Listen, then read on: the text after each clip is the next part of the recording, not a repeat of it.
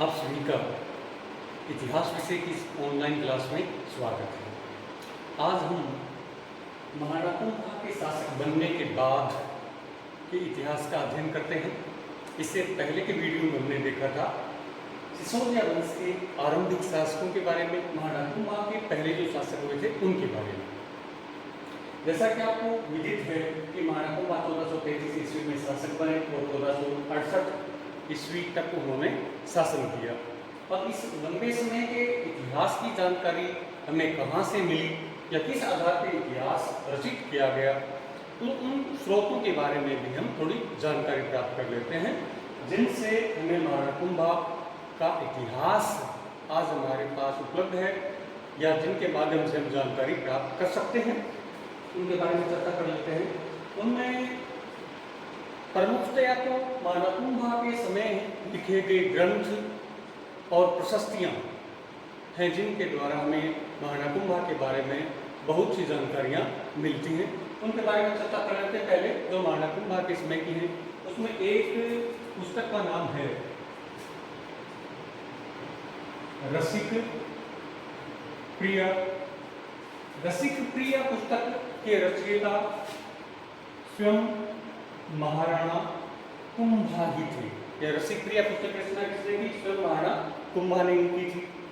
और यह जो पुस्तक है, यह जयदेव नाम के एक लेखक थे, उनकी पुस्तक थी गीत गोविंद। उस पुस्तक की टीका है, यानी रसिक प्रिय नामक जो पुस्तक है वह जयदेव की गीत गोविंद नामक पुस्तक की टीका ग्रंथ है। और इसमें महाराणा कुंभा की विविध उपाधियों के बारे में और दूसरी सांस्कृतिक उपलब्धियों के बारे में जानकारी मिलती है इससे रसिक प्रिय से। दूसरा जो जानकारी का स्रोत है वो है एकलिंग महात्म्य में। एकलिंग महात्म्य में एकलिंग महात्म्य का जो प्रथम भाग है उसको राज वर्णन कहा जाता है। इस राज वर्णन का लेखन का कार्य स्वयं कुंभा ने ही किया था। इसके अलावा जो भाग है एकलिंग महात्म्य का, वो कान्ह व्यास ने लिखा था। कान्ह व्यास ने आगे में जब महाराणा कुंभा की सांस्कृतिक उपलब्धियों का अध्ययन करेंगे तो इनके बारे में और विस्तार से चर्चा करेंगे। तो एकलिंग महात्म्य में भी महाराणा कुंभा के शासक बनने के बाद में उनके ताउम्र उन्होंने जो भी कार्य किए, चाहे वो राजनीतिक क्षेत्र के हों चाहे वो सांस्कृतिक क्षेत्र के हों, इस राजवर्णन और एकलिंग महात्म्य से हमें विस्तृत जानकारी मिलती है। उसके बाद में जो तीसरा महाराणा कुंभा के बारे में जानकारी का जो स्रोत है वो है कीर्ति स्तंभ प्रशस्ति। कीर्ति स्तंभ का प्रशस्ति यह चित्तौड़ में है। कीर्ति स्तंभ प्रशस्ति और एक और प्रशस्ति है जिसका नाम है कुंभलगढ़ प्रशस्ति। ये कुंभलगढ़ में है। इन दोनों प्रशस्तियों में, जैसे प्रशस्ति का अर्थ क्या होता है?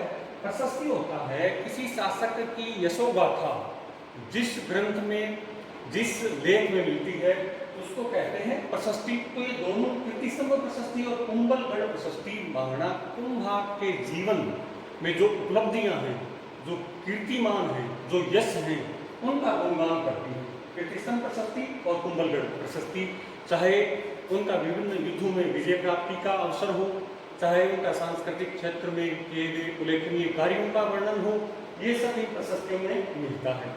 अब चूंकि ये चारों के चारों जो स्रोत हैं वे महाराणा कुंभा के साथ नजदीकी रूप से या प्रत्यक्ष रूप से संबंधित हैं, अतः इनमें हो सकता है कि कुछ जानकारियां एक पक्षीय हों या महाराणा कुंभा के पक्ष में लिखी गई हों। अतः इन स्रोतों के अलावा हमें जो पड़ोसी वृत्तांत है, पड़ोसी राज्यों के जो स्रोत हैं, उनकी भी बातों के ऊपर गौर करना आवश्यक है, तभी हमारा जो इतिहास है वो निष्पक्ष बन पाएगा। तो महाराणा कुंभा के इतिहास की रचना में इनके अलावा मालवा के फारसी तवारीखों, गुजरात की फारसी तवारीखों, इसके साथ मारवाड़ की जो ख्यात ग्रंथ है, जिसमें मुख्य रूप से नैणसी की ख्यात है, इसके अलावा बाद में प्रवृत्ति काल में जो ग्रंथ लिखे गए जैसे श्यामल दास का वीर विनोद है, उनसे भी बहुत सारी सामग्रियों का इसमें सम्मिलित किया गया है इतिहास निर्माण में, ताकि ये जो इतिहास है वो है निष्पक्ष लगे, जिसमें किसी प्रकार की पक्षीय भावना न हो। तो इस प्रकार से ये महाराणा कुंभा के बारे में जानकारी के कुछ स्रोत थे। अब हम देखते हैं कि महाराणा कुंभा के शासक बनने के बाद में उन्होंने किस प्रकार से शासन का संचालन किया। जैसा कि आपको विदित है कि 1433 ईस्वी में महाराणा मोकल की भीलवाड़ा में हत्या कर दी गई थी। उन विकट स्थितियों में महाराणा कुंभा को शासक बनना पड़ा था। तब उन्होंने शासक बनने के बाद में इन समस्याओं का किस प्रकार से समन किया, तो हम देख लेते हैं प्रारंभिक जीवन में जो समस्याएं थी वो किस टाइप की थी। तो प्रारंभिक समस्याओं को हम दो भागों में बांट लेते हैं यहाँ पर। एक तो है आंतरिक समस्याएं। आंतरिक समस्याएं यानी उनके राज्य क्षेत्र में उनके परिवारजनों द्वारा जो समस्याएं, उनके सामंतों द्वारा जो समस्याएं खड़ी की गई थी वो आंतरिक समस्याएं। और दूसरा है बाहरी समस्याएं। बाहरी समस्याओं में वे समस्याएं हैं जो उनके पड़ोसी राज्यों द्वारा खड़ी की गई थी। इसमें खास करके हम ये जो वीडियो है इसमें 1433 से 1438 ईस्वी तक का वृत्तांत पढ़ेंगे, जब महाराणा कुंभा रणमल के परामर्श से राज्य का संचालन करता था। 1433 से 1438 ईस्वी तक का। तो हम देख लेते हैं आंतरिक समस्याओं के बारे में पहले पढ़ लेते हैं। तो इसके बारे में हमने चर्चा पहले भी की थी कि महाराणा कुंभा के पिताजी का नाम था मोकल और इनके माताजी का नाम था सौभाग्य देवी। सौभाग्य देवी परमार वंश की राजकुमारी थी। कौन से वंश की राजकुमारी थी? परमार वंश की राजकुमारी थी। और आपको पता है कि 1433 ईस्वी में किस प्रकार से महाराणा मोकल का वध किया गया था चाचा व मेरा के द्वारा, उसके ऊपर संक्षिप्त चर्चा कर लेते हैं। गुजरात का शासक था अहमद शाह।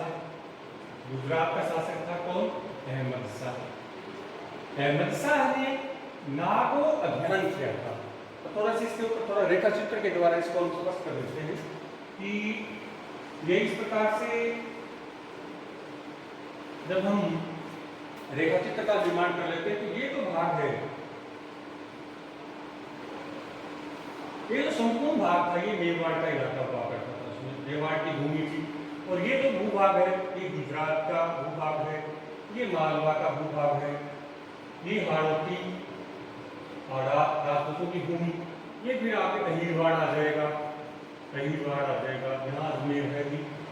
उसके बाद में ये नागौर का आ जाएगा इधर, और ये मारवाड़ का इलाका आ जाएगा, और ये सिरोही का। ये मुख्य रूप से हम इनमें से पड़ोसी राज्य कौन कौन से थे उनके बारे में बाद में चर्चा करेंगे। पहले हम ये देख लेते हैं कि गुजरात का शासक था अहमद शाह।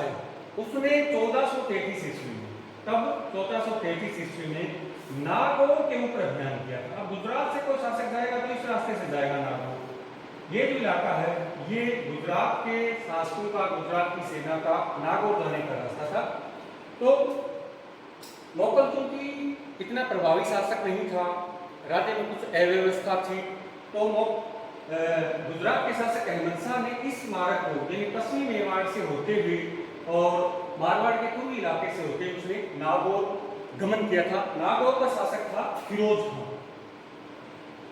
फिरोज खान ने स्वतंत्र व्यवहार करना शुरू कर दिया था, इसलिए उनका दमन करने के लिए अहमद शाह कहाँ जा रहे थे?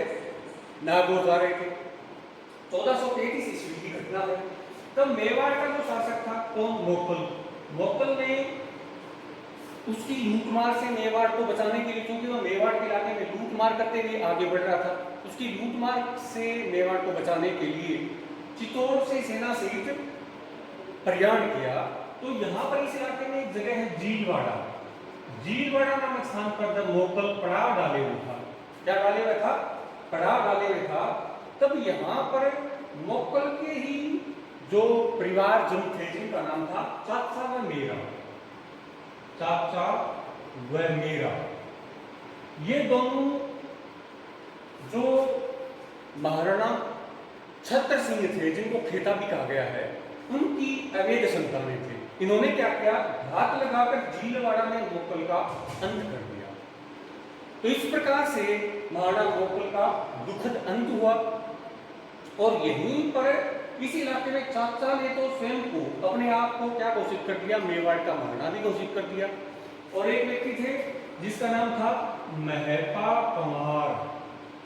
महपा पंवार को अपना प्रधानमंत्री बना दिया। तो ऐसी स्थिति में कुंभा का जो प्रारंभिक समय था वह बड़ा विकट था, और चाचा ने तो प्रयास किया था कि कुंभा का भी अंत करके अपने जो विरोधी हैं उनका सफाया किया जा सके या उनका अंत कर दें। परंतु मेवाड़ के जो स्वामी भक्त सरदार थे, उन्होंने कुंभा के जीवन की रक्षा की और उनको मेवाड़ ला करके मेवाड़ का महाराणा घोषित कर दिया। तो इस प्रकार से हमने देखा कि किस प्रकार से कुंभा मेवाड़ का शासक बना। अब हम देखते हैं कि इस समस्या का, यानी चाचा और मेरा की समस्या का अंत कैसे हो पाया। अब आपको पता है कि उस समय महाराणा कुंभा की शक्ति का मुख्य जो स्रोत था वो कौन था? वो था मारवाड़ का शासक राव रणमल। कौन था? रणमल था। और आपको ये पता है कि उस समय गुजरात का शासक अहमद शाह है, कहां पर गया हुआ था? नागौर अभियान पर गया हुआ था। कौन गया हुआ था? गुजरात का शासक अहमद शाह है। और चूंकि नागौर जाने के लिए उनका जो मार्ग था वो मारवाड़ से होकर था, अतः राव रणमल तब तक मेवाड़ की मदद के लिए नहीं आ सकता था जब तक अहमद शाह नागौर से वापस गुजरात न लौट जाए। अतः कुछ समय तक रणमल मेवाड़ की मदद के लिए नहीं आ पाया। लेकिन जैसे ही अहमद शाह नागौर से गुजरात वापस लौट गया, वैसे ही सेना सहित मारवाड़ से राव रणमल कहां आ गया? मेवाड़ आ गया। किसकी मदद के लिए आ गया? कुंभा की मदद के लिए आ गया। तब कुंभा ने एक सेना तैयार की जिसमें एक तो थे रणमल, तो थे ही ये मारवाड़ के, और इसके साथ सिसोदिया सरदार राघव भी। इन दोनों की एक संयुक्त सेना तैयार की, मेवाड़ के सिसोदिया और मारवाड़ के राठौड़ों की, और आदेश दिया कि आप किनका दमन करो? चाचा और मेरा का दमन करो। तब चाचा और मेरा, ये जो दक्षिणी मेवाड़ का इलाका है, ये जो इलाका है पहाड़ी इलाका है, दुर्गम इलाका है, यहाँ पर जो पहाड़ियाँ थी वहाँ पर इन्होंने शरण ले रखी थी। और लगभग 6 महीने बाद में यहाँ के स्थानीय जो गवेटी थे, बिलू के मुखिया, उनके पुत्रों की मदद से चाचा और मेरा का पता चला, और बाद में चाचा और मेरा का अंत हो पाया। चाचा और मेरा किन से लड़ते हुए? रणमल और राघव देव की सेना से लड़ते हुए मारे गए। अब क्या हुआ? चाचा और मेरा तो मारे गए, परंतु एक लड़का था चाचा का जिसका नाम था अक्का, और जो प्रधानमंत्री बनाया था चाचा ने उसका नाम था महपा पंवार। ये भाग करके कहां चले गए? मालवा भागने में कामयाब रहे। कौन? चाचा का लड़का अक्का और महपा पंवार। तो इस प्रकार से एक लंबे समय के बाद में, कुछ इंतजार के बाद में, महाराणा कुंभा अपने पिताजी के हत्यारों का वध करने में कामयाब रहा। किसके मदद से? मारवाड़ के शासक रणमल की मदद से। तो इस प्रकार से आंतरिक समस्या का शमन कर पाया कौन? महाराणा कुंभा। किसकी मदद से? राव रणमल की मदद से। अब हम देखते हैं कि जो बाहरी समस्याएं थी उनको किस प्रकार से खत्म कर पाते हैं महाराणा कुंभा। तो बाहरी समस्याओं में उनके जो पड़ोसी राज्य थे उनकी समस्याएं थी। उसमें चाहे आड़ोती हो, आड़ोती में उसमें बेरीसाल का शासन था, बेरीसाल हाड़ा का शासन था, चाहे मालवा का शासन हो। अब मालवा के बारे में हम ये देख चुके हैं कि मालवा में 35 तक, यानी 1435 तक तो शासन था होशंग शाह का, और होशंग शाह के बाद में, यानी मालवा में पहले शासन था होशंग शाह का, और होशंग शाह के बाद में जो शासक बनते हैं वो बनते हैं महमूद खलजी। महमूद खलजी ये इनके कोई मंत्री थे, विश्वसलाहकार थे, और उन्होंने बलपूर्वक मालवा की गद्दी पर अधिकार कर लिया था। गुजरात के शासक आपको पता है 42 तक, 1442 तक अहमद शाह ही थे। यही तक हम देखेंगे प्रारंभिक इतिहास से महाराणा कुंभा तक 1442 तक। उसके बाद में सिरोही के जो शासक थे वो थे सहसमल, जिनको सहसमल भी कहा गया है, सहसमल। और नागौर के शासक थे फिरोज खान जी। अब आंतरिक समस्याओं से निजात पाने के बाद में महाराणा कुंभा ने अपने पड़ोसी राज्यों की ओर ध्यान दिया। इसमें हमें एक बात थोड़ा सा नजर करने की रहेगी, गौर करने की रहेगी कि महाराणा कुंभा ने राजपूत रियासतों के प्रति हमेशा आक्रामक व्यवहार का प्रदर्शन किया था। मुस्लिम रियासत मालवा गुजरात के प्रति रक्षात्मक नीति अपनाई, तो राजपूत रियासतों के प्रति उनकी नीति थी वो आक्रामक रही थी। आपको ये पता है, सबसे पहले हम देखते हैं उनका जो सिरोही का जो अभियान, उसके बारे में देख लेते हैं। अब आपको ये पता है कि महाराणा मोक्कल के अंतिम दिनों में सिरोही अभियान यानी ताता मेरा का दमन करने के बाद में महाराणा कुंभा ने ध्यान दिया था सिरोही की तरफ। सिरोही का शासक कौन था? सहसमल था। सहसमल ने क्या किया था? महाराणा मोक्कल के अंतिम दिनों में जो मेवाड़ के पश्चिमी इलाके थे, ये जो इलाके थे, इनके ऊपर अधिकार कर लिया। अतः सहसमल को सबक सिखाने के लिए कुंभा ने अपने सेना नायक नरसिंह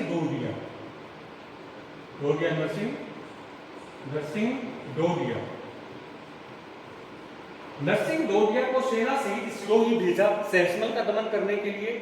और सिरोही की देवड़ा सेना, मेवाड़ की सिसोदिया सेना, जो जिनके सेना नायक नरसिंह दोडिया थे, से लड़ता हुआ हार गया और उन्होंने जो पूर्वी सिरोही का इलाका था वो किनको सौंप दिया? वो सौंप दिया इन्होंने मेवाड़ को। तो इस प्रकार से पश्चिम की ओर से जो समस्या थी, सहसमल ने जो मेवाड़ की भूमि का अतिक्रमण किया था, वह महाराणा कुंभा आसानी से छुड़ाने में कामयाब हुआ। उसके बाद में हम देखते हैं राव रणमल के परामर्श से, उनके निर्देश अनुसार जो अगला अभियान हुआ महाराणा कुंभा की सेना का, मेवाड़ की सेना का, वो हुआ आड़ोती के खिलाफ। आड़ोती में उस समय शासक थे कौन? बेरिसाल। यानी अगला जो अभियान था वो कौन सा था? आड़ोती, बूंदी भी कह सकते हैं इसको, आड़ोती अभियान। आड़ोती के शासक कौन थे उसमें? बूंदी के शासक थे बेरिसाल।